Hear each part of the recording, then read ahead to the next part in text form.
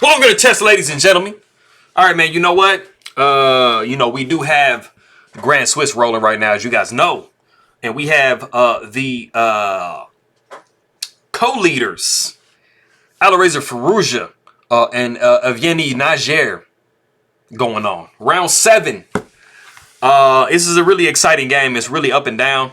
It's hard to call it, but this is a perfect example of how knowing basic end games and calculation can either help you win a game, save the draw, or miscalculation of it can actually lose you a game that's supposed to be a draw.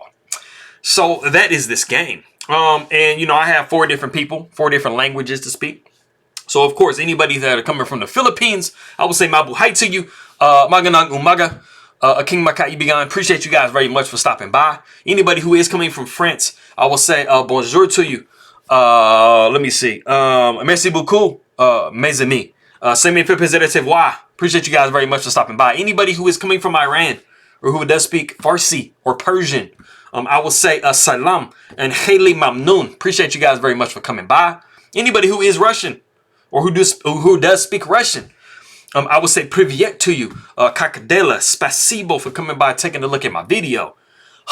Okay. I always got to address everybody that might be watching my video from around the world, man. But, as I always tell people, I don't usually go very long on my intros, but I do have my videos chaptered. So if you ever want to skip past anything I say at the beginning and get right to the analysis, I have that put in the description. Just click it. Analysis starts. That's what it says. But yes, for all of you guys that are ready to go, I think everybody's ready. Let's roll. So we got E4. We got E5, knight comes to F3, we got knight to F6. So we do have the Petrov's defense, also known as the Russian game. And it's fitting because a Russian is playing this defense. I mean, Fabiano Caruana plays it too, but I mean, I always think it's interesting when people that are from a country, they'll play that type of defense, like the Dutch, or the French defense or something like that, stuff like that. It's interesting. We do see D4, and this isn't like a super sideline, but this isn't definitely the main way to play. I mean, normally you see like a knight takes E5, and then you'll see D6, and then, we'll go and play something like this type situation. But we do not see that here. After knight comes to F6, we do see D4, more of like an opening of the game. Knight does take E4. We see pawn taking E5. Now we have D5. Ashley and Black, what do they want to do? Do you want to like take en passant? And then we get into that, and then the bishop takes type stuff, or what? So we do see knight B to D2. Knight takes D2, bishop takes D2, and we do see bishop to E7. And then we have the move C3. C3 isn't just to prevent knights from hopping in. I mean, you don't really want this pawn to be moved, because if the pawn does move a little bit, you are getting a little bit cramped in your position. And so, you just want to be as free as possible in your position. You never want to allow your opponent to gain space. Sometimes it's inevitable and you lose the game, but if you can help it, try to help it. We do see C5. The bishop comes to D3. So, white's getting developed. We got knight to F6. We see castles by white. And then the bishop does come to G4. So, this is, very aggressive play by Najer. We're basically just trying to make this knight immovable. And we are actually attacking E5 now. So rook comes to E1, protects the pawn on E5. Queen comes to D7, and you see that black is kind of caught up a little bit to white. They've developed their pieces. They're ready to castle either way. King side being more preferable. We do have H3. Bishop comes back to H5. We do see bishop to F4, just protecting further, overprotecting this pawn. Of course, the knight can't move, but, we do have plenty of defenders. The queen does come to E6, so, bishop to F4 was going to have to come at some point. We do see bishop down to E2, you're not worried about the taking here or the taking here, because this bishop taking on F3 is going to free up this rook. So that's a really nice position for white. We do have castles by black. Queen comes to D2. We got bishop back to G6, rook A to D1. And the thing I really think is interesting about this game is the fact that we are actually completely following a game between Wesley So and Yu Yang Yi from 2019. So all of my people in the Philippines, that'd probably be interesting to you. We will vary in a moment, but we are following that game exactly. The bishop does come down to E4. And then we do see knight to g5. And this is placing an attack on the queen and this bishop. So either you're going to be trading off this bishop or you're going to be trading off this bishop. So you just basically have to choose which one do you want to trade off. So Najer just says, hey, man, I'll trade my dark square bishop. So bishop takes g5, bishop takes g5. And then we do see d4. You know, we're trying to, you know, maybe if white captures here, then we're going to have a knight situation coming up. We do see bishop back to f1 in the game. But back here, if we do see pawn taking d4, knight will be taking d4, and you actually have a lot of initiative for black in this position. The bishop, if you bring it back to e3 to try to double, you know, triple attack this knight, you will be seeing queen to g6, and you know, you're threatening checkmate down here. And so f3 blocking is actually not going to be, it's going to be one of the best things you can do, but bishop taking is going to be very serious. Because, you know, you're you're looking at, after bishop takes, you're looking at knight taking f3, and you know, this is not where you want to be. So like I said, after d4, we did see bishop down to f1, discovering an attack on this bishop here. You know, something that Firouzja is noticing in the position is through this bishop is undefended. So, I mean, I can't stress enough that when you're playing your games, if you ever notice your opponent's piece that is undefended, a lot of the times there's a tactic or a way that you can try to exploit it, or at least make it to where your opponent has to do something about it. So bishop does come back to f1, like I said. Queen comes over to g6. So it's trying to hold the queen down to this bishop and protect their bishop at the same time.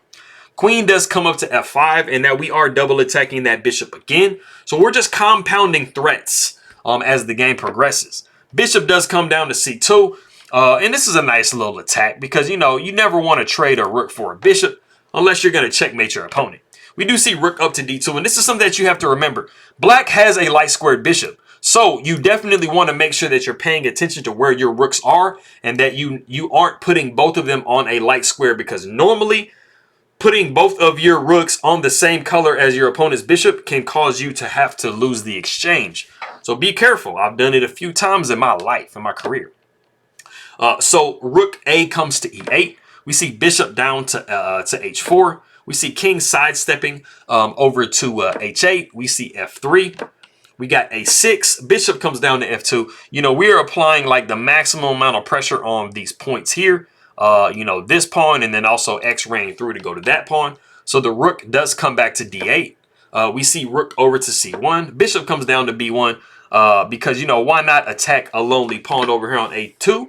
Pawn takes d4, knight takes d4, bishop takes d4, pawn takes d4, and then we do see a3. And what you can notice on this side of the board is white is putting all of their pawns on light squares to make sure that this bishop cannot attack the pawns. You know, and we are doing a good job at you know, making sure that we have our king side fully covered. And we got a little room for the king to breathe type deal. So we do see bishop over to a2. We see rook taking d4. And even though you can't really exploit anything, queen does come to b6. And it might kind of seem like, man, I got a lot of pressure on this rook. But rook to d1 does save the day. Now, something I will say about this, you know, normally you have to note which one moves. But because rook moving is not a legal move in this position, you don't have to specify which one moved. Because as you guys can see, there is no legal moves for this other rook. So rook does just come to d1. We see rook rook f to e8. We see king up to h2, and now we have break in our pin. So, you know, we're going to go into some trades or what? Rook takes d4, queen takes d4, queen takes d4, rook takes d4. And absolutely, under no circumstances, do this. Don't do this, guys, because then you're going to be crying a river after rook to d8. Rook to d8 with check. And you're going to have to toss this rook in away because you are back rank mate. You always have to be careful about this back rank. So we do see g5, just making sure that we have space for our king to roll. And I mean, you know, instead of just moving one square, you know, why not move two? So we do see rook up to d7, trying to activate your rook as much as possible. We do see b5, rook comes down to d6, and then now we are able to take this pawn on e5. Rook takes e5, rook takes a6, but unfortunately in the position we are down a pawn as black. So, you know, these positions have, you know, you have to kind of, you know, have a little bit of care with these positions. So we do see bishop up to c4. Bishop takes on c4, pawn takes on c4, and then, you know, our passed pawn needs to be pushed. So we did just move our pawn to a4. So, I mean, if you're not careful as black, I mean, this pawn is going to score a touchdown, grow into a queen, and you are going to be losing. So the rook comes over to c5, and this is a really nice idea because you are going to put white in a pretty, bad spot in a second. The rook comes over to b5 or b6, and we do see c3. And under no circumstances as white can you allow this pawn to continue to progress down the board because there is no way to stop it. So this is forcing white to damage their structure and to open the game up a little bit. So the pawn does have to take on c3. Rook takes c3, and we do see a5. You know, this pawn is going to be going to a6. King comes down to g7. We see a6, and then the rook comes behind on a3 to make sure that it doesn't progress anymore. And I mean, even though this is a really good position for white, you know, this isn't generally where you want your rook in respect to your pawn. You normally either want it to be where this rook is, or you want it to at least be on the other side so that you can try to, you know, put black in a very bad spot. So the king does come up to g3. We see rook down to a2. And so black is trying to tie their king down to the protection of his g2 pawn. So Firouzja does have a decision to make. Am I going to just kind of hang around where I'm at, or am I going to try to get active and do a little something different? So Firouzja decides that he's going to try to make a beeline to support this pawn on a6. So we do see f4, pawn takes f4 with check, king takes f4, and then rook does take g2. And you know, like I said, we're hitting the beeline. We're heading up to b8 to try to push this pawn home and try to get into a favorable endgame. So the king does come up to e5. We see rook over to a2. We see king to d6. And this is a position where, you know, Najer needs to figure out, okay, you know what am I going to do? Am I going to play passively, or am I going to play like literally the only way to go forward? And Najer, being the strong grandmaster that he is, he makes the correct decision. He plays f5. He has his own passed pawn, so you have to drum up some kind of counterplay to counteract what your opponent is doing.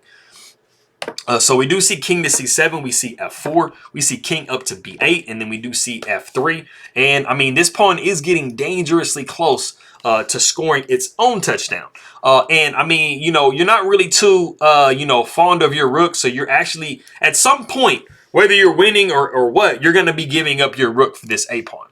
So we do see a7, we see f2, and then we are in a position where everything is fairly dead even, and it just takes the right technique. So one of the things that I want to tell you guys about is you never get too great, too super GM to not know basic rook, like just basic end games, period. These little subtle differences in these end games and knowing the technique to these end games are just literally what can make you win games. And what we are actually looking at here is pretty much the Lucena position. Anybody who is familiar with the Lucena position, they know that you have to build a bridge and you have to try to cut this king off as much as possible. I'll get into more detail in a minute because I definitely want to explain the nuances of that type of an endgame. But the first thing that you need to do if you're Firouzja is make sure that this pawn doesn't just promote for free.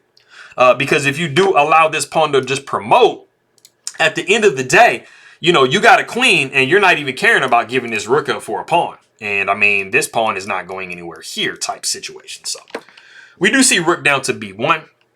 And we have actually reached a point in the game that there is a certain way that you have to go forward in this position. And it's really, really hard as black to calculate this because, I mean, both different ways that you can go forward do kind of seem very similar. But if you do want to pause the video and try to guess, there's actually 3 separate moves that are possible in this position, but they all revolve around the same idea. If you want to go ahead and try to guess any one of these 3 moves, go ahead and pause the video and do so.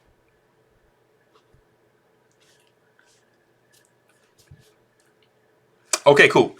The only thing that's kind of unfortunate about this particular game is a Matter did already do this game, and I hadn't checked his video yet, but I went ahead and decided this is where I was going to stop and do to pause the video, and then I'll be doggone if I don't look at his video and he paused it in the same spot, and I was like, man. But I wasn't changing it, man. I'm like, you know what, dude? I literally didn't even know he did the game. And I already had this in my plans, and I feel like this illustrates this endgame perfectly.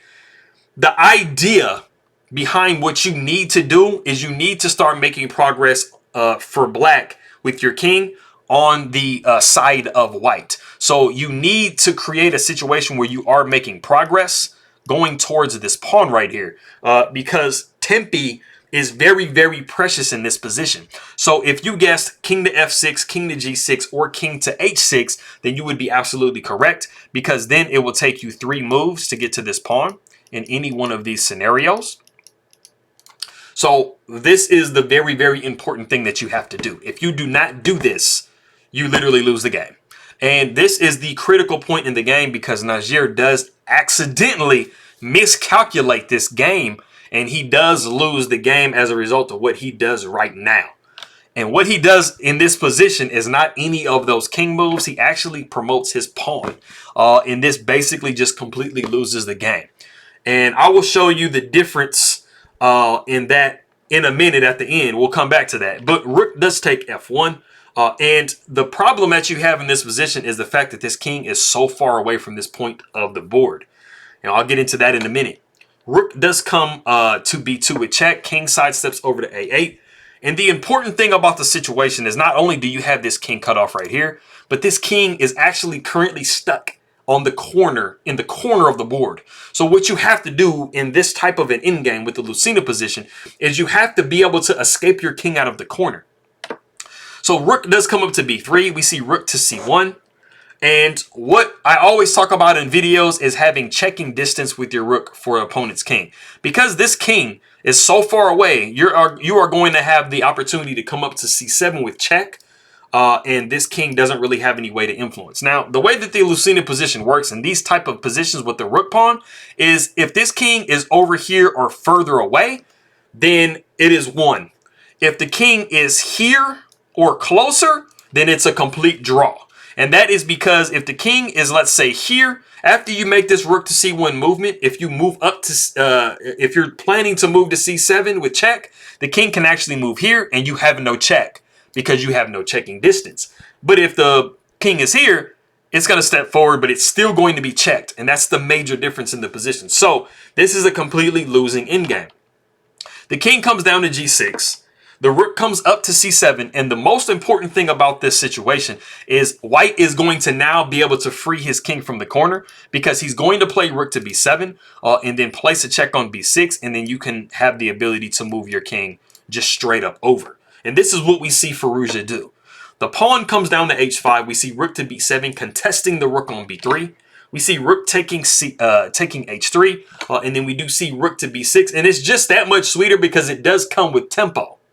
Now the king has to move, so the king moves down to g5. We see king to b7, and this is the crucial part in the game. Rook comes over to a3, but we are going to do what we call building a bridge. Rook comes to a6, and now it is impossible to sacrifice this rook for this pawn. So you are queening this pawn, and there's nothing that black can do about it.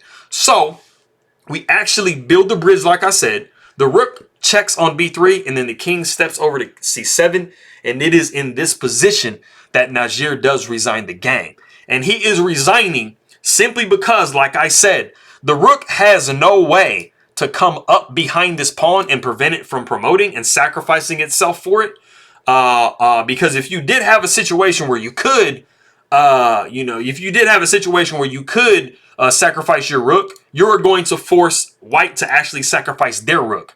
So if we actually go back to the point that I was showing you in the game, after we see rook to b1, if we did see the king coming down to f6 or making progress like I mentioned before, then this would be a complete draw, because then the queen, you would queen the pawn on a8, the rook would give itself up, and then the problem is this pawn is actually blocking the rook from sweeping up to f3 to protect this pawn. So it would look something like this. King would come to g5. You would see rook to f1, king would come to h4, and then the rook would take on f2, and then the king takes on h3, and this pawn is going to be forced promoting, or as white, you're just going to be checking the king to death. So that is going to be that. So backing up, like I said, after the rook came to b1, you know, if you were to say, let's say we went king to f7 or something like that, right? We weren't making progress like we needed to.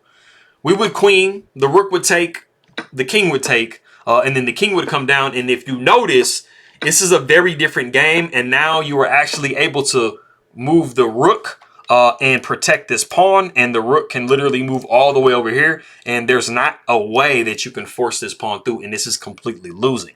So getting back to the position that we actually had where black resigned, the reason why we resign in this exact position is because if we continue the game further, this is what you're going to see. The rook is going to place a check on c3. I mean, you're literally just going to walk down the board and the checks are going to run out because white is actually going to use black's own king to protect from the checks.